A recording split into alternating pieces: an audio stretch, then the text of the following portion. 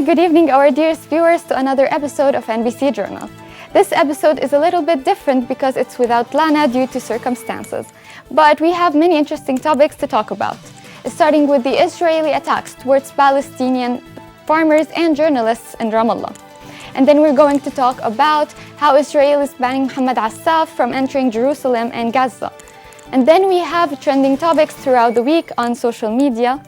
Moving on to 200 Meters, the Palestinian movie that talks about life under occupation. And lastly, we're going to have our special guest with a very special interview, so stay with us.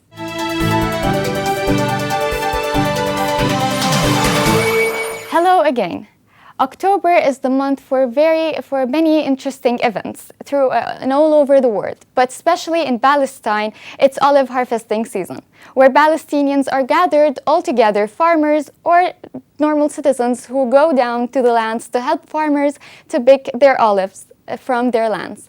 But the joy of Palestinians is not completed because of the attacks from Israeli forces and Israeli settlers.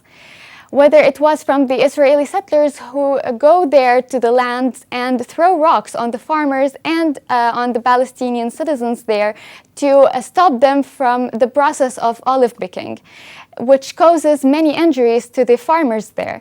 And they also damage their ladders and the blankets they put in order to help them in the olive picking process. And it's not just by the settlers, it's also by the Israeli forces themselves when they went there to violate the farmers and stop them from picking their olives. And they also attacked journalists in Ramallah in an olive harvesting event there in Burqa while they were documenting the whole violations and violations acts towards Palestinians there.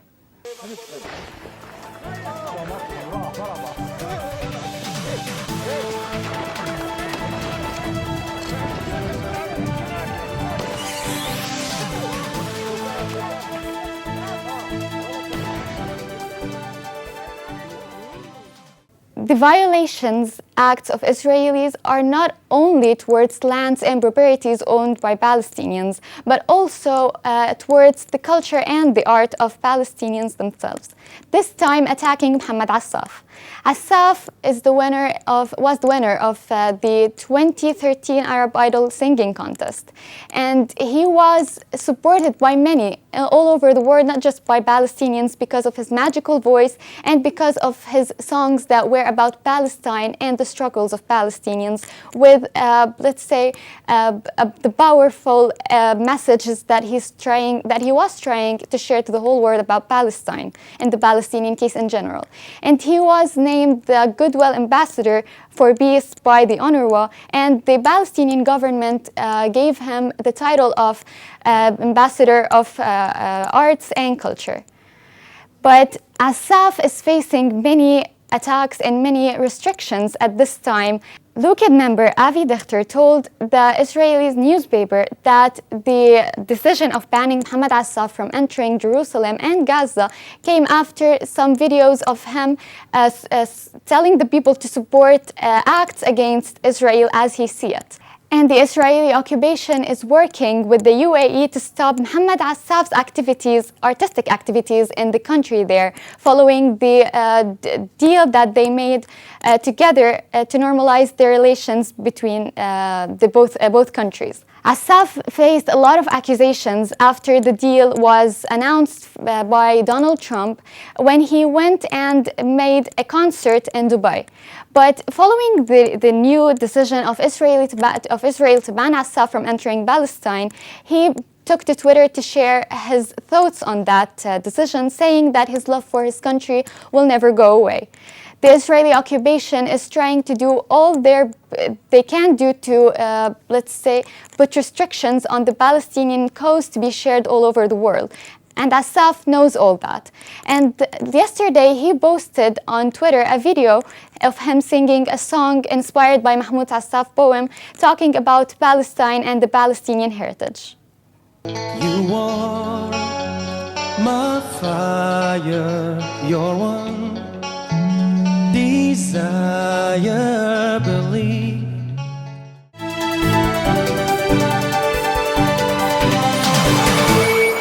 As we talked about Assaf's banning from entering Palestine, we have other trending topics on social media. Starting with Cristiano Ronaldo has tested positive for coronavirus, the Portuguese Football Federation said in a statement. According to the statement, Ronaldo is well and without symptoms and in isolation. The 35-year-old Juventus forward played for Portugal against France in the Nations League on Sunday and against Spain in a friendly last week.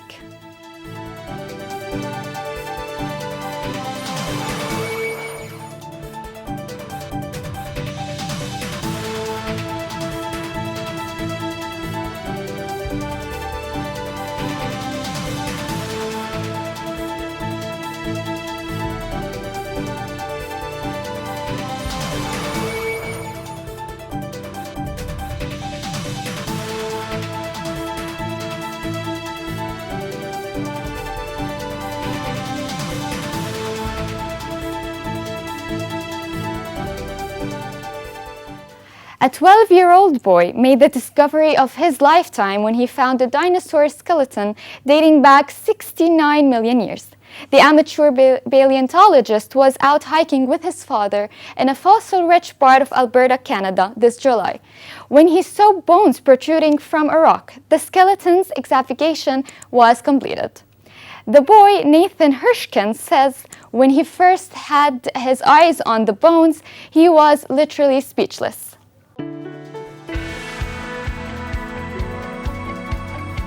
When I looked at it, it was very, very obviously a bone. Here, this is the site where Nathan made his first discovery. This is a very significant find. This is the upper arm bone, or what we call a humerus, of a young duck-billed dinosaur, or hadrosaur. I was so excited that I didn't even feel that excited. I was just in so much shock. It was really amazing. Apple's iPhone 12, which is available for pre-order starting Friday, brings a number of changes that differentiate it from last year's iPhone 11. These include an updated design, 5G support, improved cameras, and new size options. Plus, the iPhone 12 lineup will be compatible with a new line of accessories Apple is launching called MagSafe, which, as its name implies, uses magnets to quickly and securely attach to the iPhone. The addition of 5G and wider range of sizes and price points certainly gives Apple more leverage to compete with products from Android rivals like Samsung and Google. A singular new design, a re-engineered chip, and 5G. This is iPhone 12 Pro. The vertical band is precision machined from stainless steel. The ceramic shield on the front is tougher than any smartphone glass. And tighter borders allow for even larger Super Retina XDR displays. 5G is set to change the world with radically faster speeds. The hardware and software have been optimized for the best 5G experience. Samuel Paty, the most popular name for this week, a name that had become trending on social media. Paty, who was 47, had discussed caricatures of Prophet Muhammad with his class, leading to threats, police officials said. Islam prohibits images of the Prophet, asserting that they lead to idolatry. The officials could not be named because they were not authorized to discuss ongoing investigations. Muslims believe that any depiction of the Prophet is blasphemous.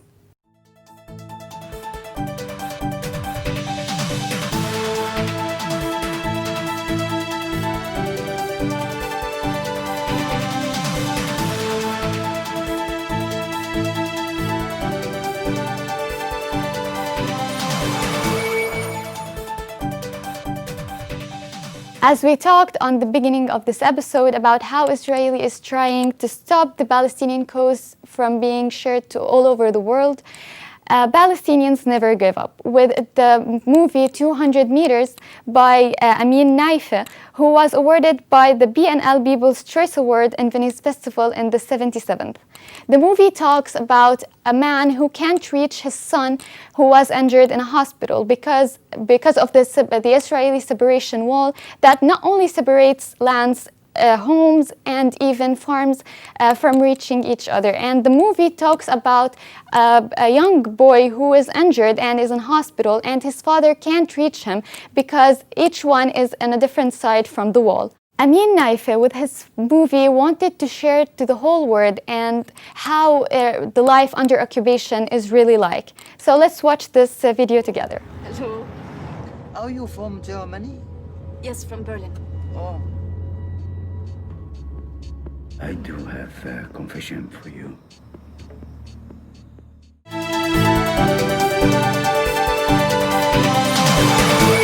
As I mentioned to you before, this episode is kind of different because it's without Lana and it's full of Palestinian topics.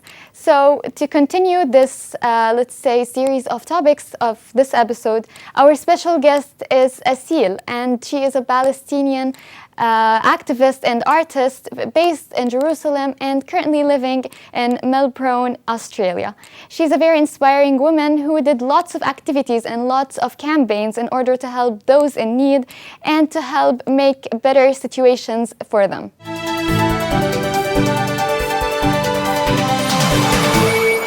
Due to some time issues, we had to make this interview separated from the main episode. Our guest for tonight's episode is a very special woman.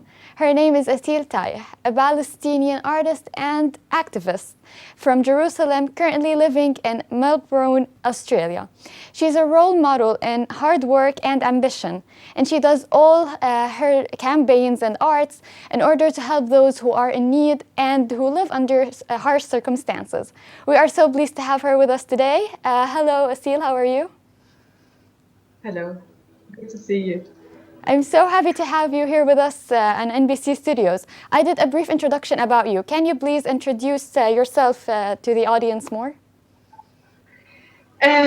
What would I say? I am an artist, a Palestinian, so that explains a lot of why we make more art than anything else, to tell stories about home and do more activism to raise awareness about what is happening in Palestine, especially, and around the world. I use art as my voice, my writing, my passion to tell stories and bring people together and bring communities together, especially in Australia where there is so many different cultures.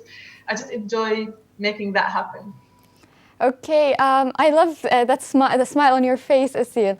I want to ask you a question. We can say that your journey started when you immigrated to Australia.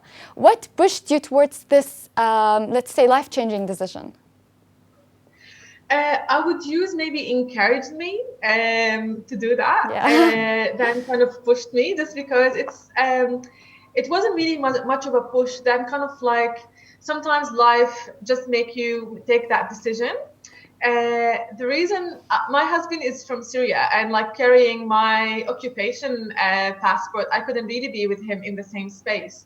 We had to choose somewhere else to be together. And maybe push in that way is the right kind of way to look at it. But I thought about it more in a different way that I made that decision, but I really didn't have a choice. Like, I had Australia as a place, or like other migration countries like Canada or the UK, and they're so cold to go there, and who wants to go to the US anymore anyway. But yeah, that kind of was a decision my husband made, and I just like loved it. In the beginning, I didn't really know much about Australia, other than they have koalas and kangaroos, and I was so excited to see them. But recently, and once I arrived, of course, there's lots of history about the Australian culture, and very similar to the Palestinian history in so many ways. So that was really kind of the reason why I ended up in this country.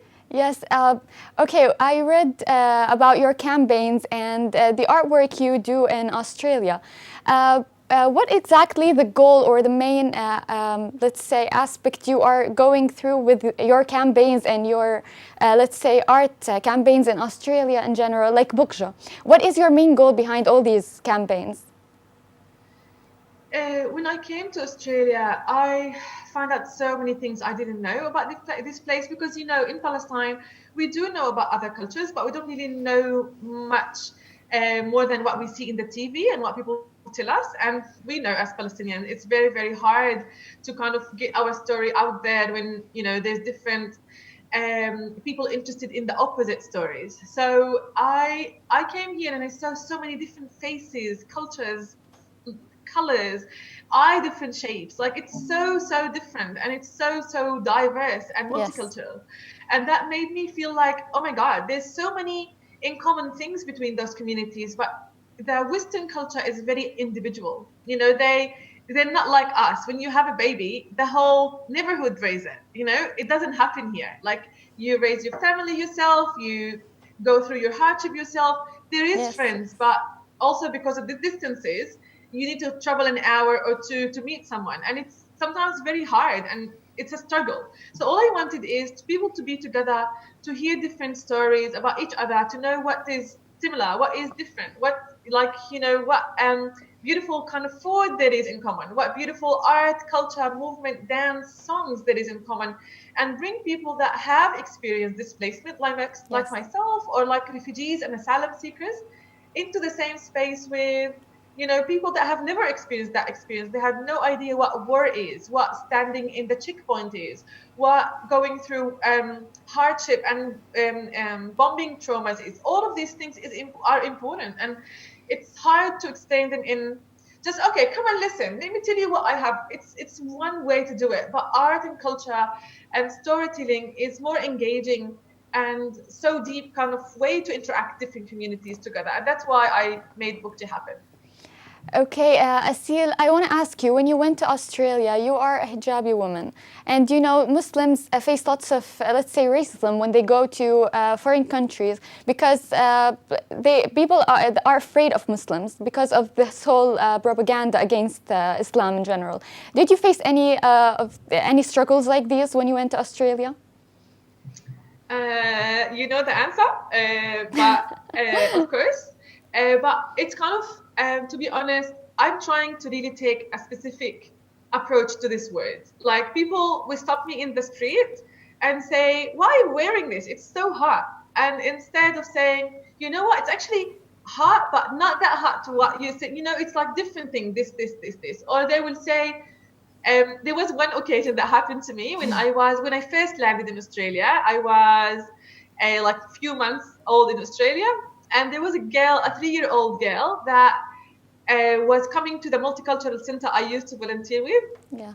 And she was looking at me for like a few minutes, and I looked at her. She's so cute. She's like 3-4-year-old, and she said, I said to her, "Is this anything you have? Like, do you want to ask me anything?" And she said, "Do you have hair?"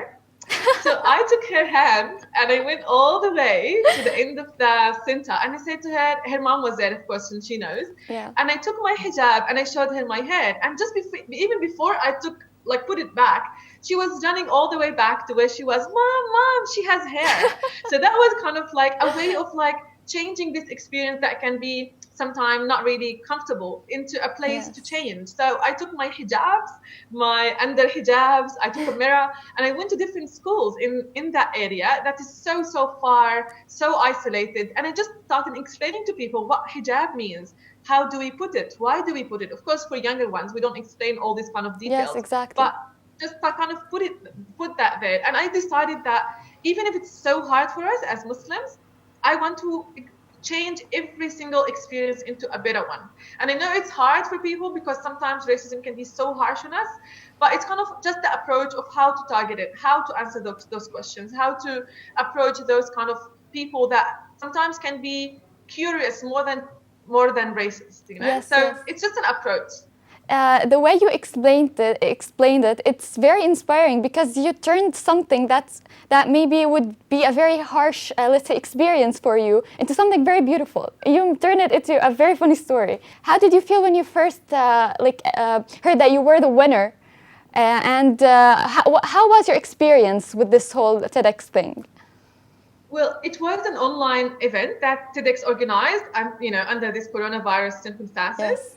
And I started writing about it. I would just tell you maybe one step back, because sometimes we don't really believe enough in ourselves and what we can do. And especially because I think, the only person English was not my first time. And like when I came here, it was so hard to even put a sentence together. Bless you, you are in Palestine and you're speaking so fluently. So it's like, Yeah, continue. We can hear you. Sorry. It's okay. I just heard something. So like we so I was thinking about like, can I even do it? Like they approached me, I said to them, I'm happy to do this, but I was not sure. And I started writing my speech. And in like a day before I did it, I went to the shops and I was working on a book J interview with an uncle from Iraq that I see every day. He always speaks to me, he always smiles to me, but I never asked him really like, hey, Ammo, how are you? That's all I do. And that day I was filming an interview about his journey from Iraq all the way through so many different places. And all I said is, can you tell me how are you really? Like, tell me, كيفك عن جد? You know, how are you? Exactly. And he said, do you really want to know? And he cried. And he told me for 2 hours. 2 hours we spent together just sitting and listening to his long journey. And it was so hard to even listen to. And I went home and I cried for the whole day. I woke up in the morning and my eyes are burning. And I said, no, that's not the TEDx talk I want to write about. I want to write about my experience of saying, how are you, uncle? How are you? And really mean it and really being willing to listen. So the whole TED Talks was about the power of how are you when you really mean it. And it finished like it was a 3-minute talk. And there was amazing talks after me and before me. I was like, one of the, in my opinion, was an average talk. And then they announced the third one, the second one, and there was no way. If there are third and two, there's no way I was the first one. And when he mentioned my name, I didn't say a word for a minute. I just cried. Oh my God, because, so not sweet. because I won TEDx, which was one of my dreams to stand in their platform, but because they really appreciated my story. They really appreciated the power of how are you, the power of caring for refugees and asylum seekers. That by itself was huge for me. So yeah, that's kind of, I think I wanted to tell you a bit of the story so you understand the feeling more than just telling you. I was, of course, proud of myself. I felt like I was there with you, like the way you explained your feelings and how the whole experience was. I felt like I was there with you when they announced you were the winner.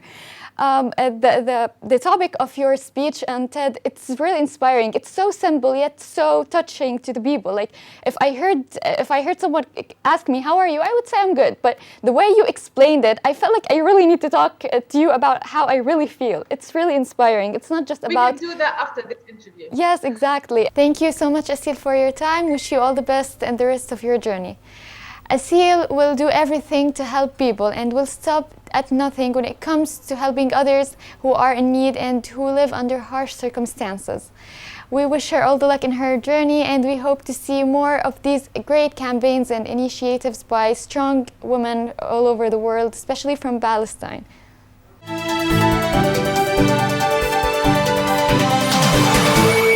We are done with today's episode, even though it's kind of different, but we hope you enjoyed it with me, Farah. And as we always say, our team brings to you interesting topics and interesting news. So stay safe, stay well.